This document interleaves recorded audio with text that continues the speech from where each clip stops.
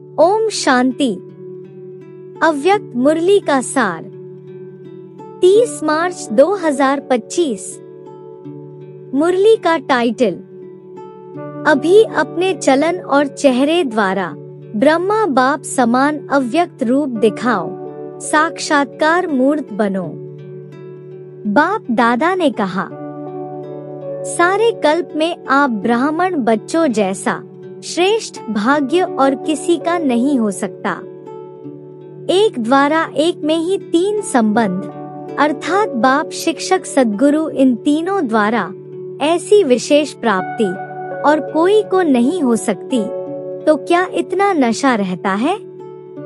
अगर कभी माया का पपेट शो सामने आता है तो कोई फिक्र तो नहीं होती। ये थोड़ी बहुत जो बातें आती हैं, यह और ही आगे के लिए अनुभवी परिपक्व बनाने के लिए आती है।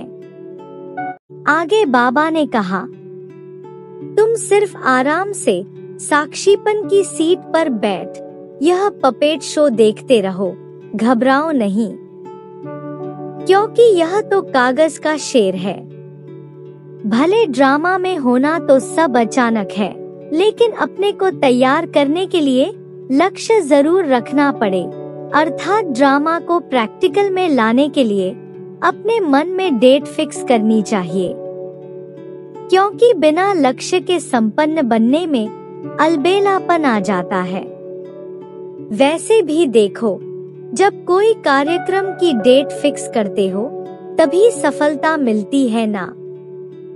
अंत में बाबा ने कहा, बच्चों को ज्ञान तो स्मृति में रहता ही है, साथ में नशा और निश्चय भी रहता है, लेकिन अभी एडिशन चाहिए, अर्थात यह सब बातें आपके चेहरे और चलन से भी दिखाई दे।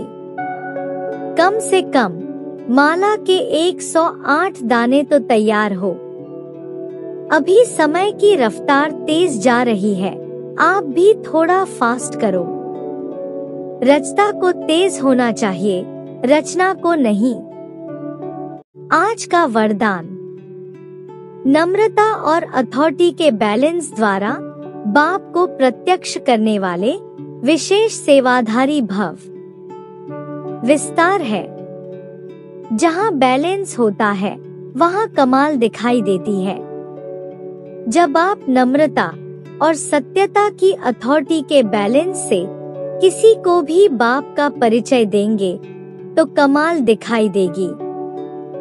इसी रूप से बाप को प्रत्यक्ष करना है। आपके बोल स्पष्ट हों, उसमें स्नेह भी हो, नम्रता और मधुरता भी हो, तो महानता और सत्यता भी हो, तब प्रत्यक्षता होगी। बोलते हुए बीच बीच में अनुभव कराते जाओ, जिससे लगन में मगन मूर्त अनुभव हो। ऐसे स्वरूप से सेवा करने वाले ही विशेष सेवाधारी हैं।